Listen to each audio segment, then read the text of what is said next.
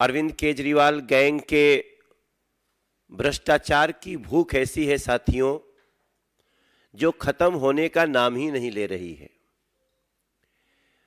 अभी दिल्ली के लोगों को ऐसा प्रतीत होने लगा है कि ये लोग आम आदमी पार्टी के सरकार में न तो खजाना सुरक्षित है और न ही दिल्ली के स्कूलों में पढ़ने वाले बच्चे सुरक्षित हैं। अभी तो शराब घोटाले की जांच चल ही रही है, इसकी कड़ियां जोड़ने में एजेंसीज लगी ही हुई है। ऐसे भ्रष्टाचारियों को सजा मिले, ऐसे भ्रष्टाचारियों को अपने पदों पे न रखा जाए, अभी इसकी लड़ाई तो चल ही रही है। चार्जशीट आनी अभी बाकी ही है। तब तक हमें शिक्षा के विभाग में भी एक बड़े घोटाले का सामने दर्शन हो गया है। जब मैं आपसे बात कर रहा हूं, संजय जी ने जो परिचय दिया, हमारे साथ शहजाद पूनावाला जी, दिल्ली को और देश को जान करके बहुत दुख होगा कि दिल्ली की स्कूल में पढ़ने वाली एक बच्ची के ऊपर चलता हुआ पंखा गिर गया। नांगलोई की वो बच्ची इस समय अस्पताल में जीवन और मौत से जूझ रही है। अभी भी उसकी स्थिति चिंताजनक है। ठीक 2 मिनट पहले भी मेरी वहां उपस्थित लोगों से बात हुई है। लेकिन सवाल उठता है कि यह पंखा गिर क्यों जाता है, यह गिरने का सिलसिला ऐसा क्यों चल रहा है दिल्ली में। अरविंद केजरीवाल गैंग का चरित्र तो गिर ही रहा है, बच्चों के ऊपर पंखे गिर रहे हैं।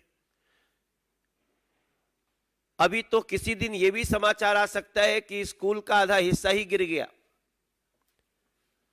कई ऐसे स्कूल हैं जो मैं विजिट करके भी आपके सामने खड़ा हूं। सर्वोदय कन्या विद्यालय, मलकागंज का विद्यालय ऐसा ही है, कोई जाकर के देख ले। और ऐसे ऐसे कम से कम 400 विद्यालय हैं जो कभी भी गिर सकते हैं। पंखा क्यों गिर रहा है, अगर इसका छोटा सा हम आपको डिटेल्स दें तो शायद आपको याद आए, हमने एक केस किया है। हरीश खुराना ने, प्रवेश वर्मा ने, नीलकांत बख्शी, ये सब लोग इसमें कंप्लेनेंट है। और हमारी उस कंप्लेन को लोकायुक्त महोदय ने भी माना कि इसमें गड़बड़ी है और चीफ सेक्रेटरी से जांच की रिपोर्ट मांगी गई है। लेकिन आपको याद होगा, हम लोगों को ये आवाज उठाने के कारण हमारे ऊपर मानहानि का मुकदमा दायर कर दिया। मनीष सिसोदिया, जो करप्ट नंबर 1, जिनको दिल्ली में एक्यूज नंबर 1 सब कह रहे हैं। और उसी केस में जब आती है जानकारी की रिपोर्ट दिया जाए, तो रिपोर्ट जो सामने आती है आप सबको चौंका देगी।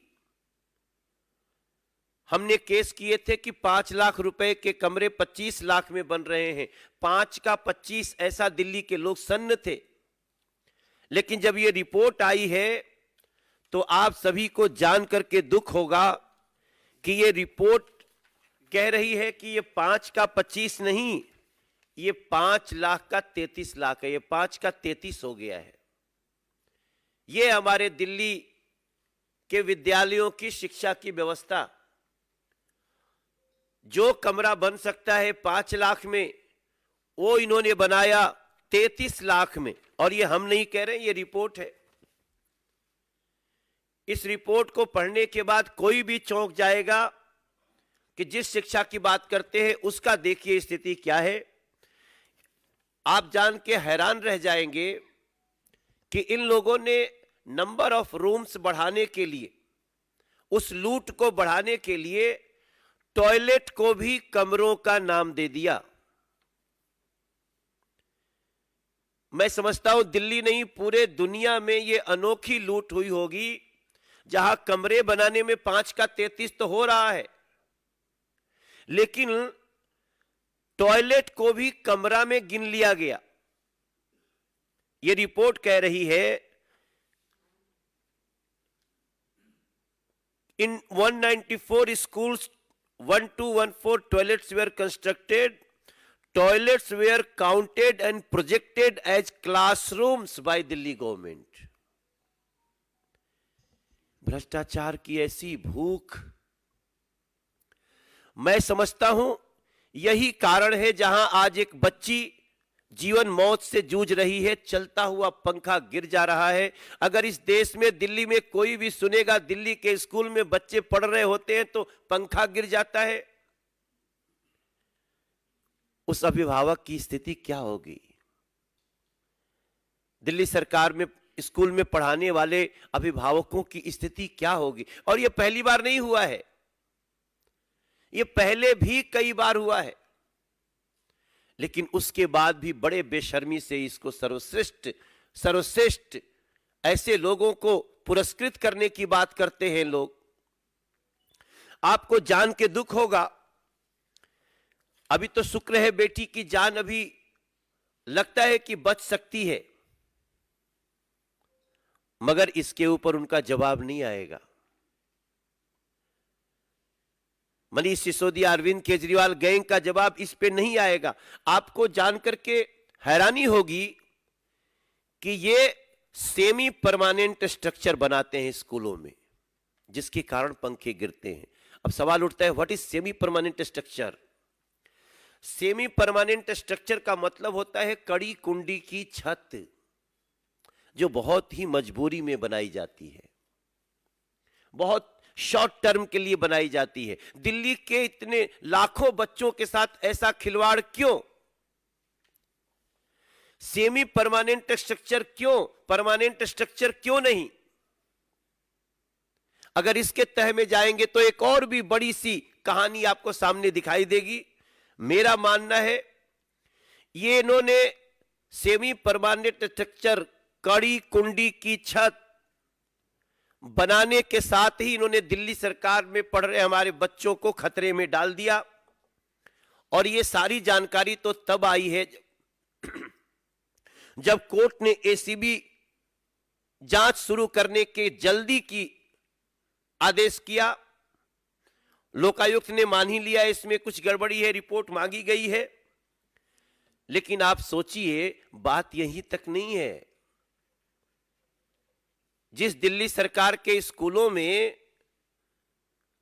मात्र 350 स्कूलों में ही साइंस पढ़ने की व्यवस्था है, बाकी 1024 के स्कूलों में साइंस पढ़ने की व्यवस्था ही नहीं। यहां कोई रमन नहीं निकल सकता, यहां कोई वैज्ञानिक नहीं निकल सकता। और उस शिक्षा व्यवस्था की तारीफ करते ये थकेंगे नहीं।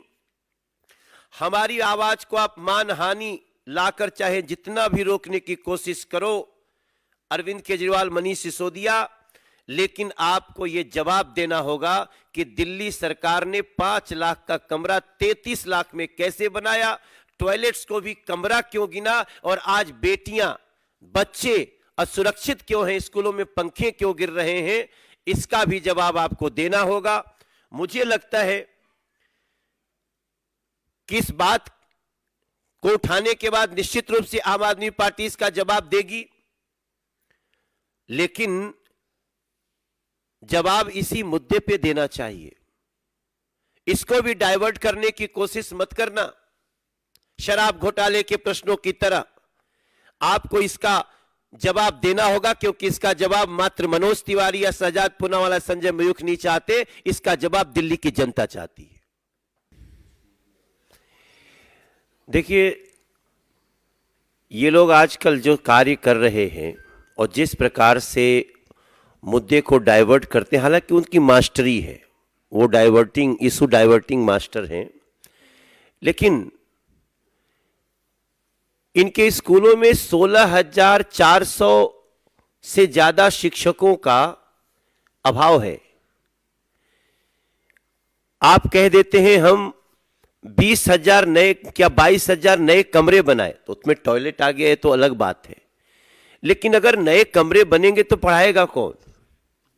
सिंपल सी बात है कि अगर नया कमरा बनेगा तो उसमें कोई घोष तो पढ़ाएगा नहीं, किसी न किसी को तो आना ही पड़ेगा। लेकिन इनकी टीचर की संख्या बिल्कुल ही नहीं बढ़ी। चूंकि इनको इशू को डाइवर्ट करना है, और ये लगातार जो बातें कहते हैं, मैं इनकी मास्टरी को देखते हुए इतना ही कहना चाहता हूं कि कायदे से तो इनको चुल्लू भर पानी में समाधि लेनी चाहिए, लेकिन ये सहारा लेते हैं गांधी जी की समाधि की, अब वो चलने वाला नहीं है सर।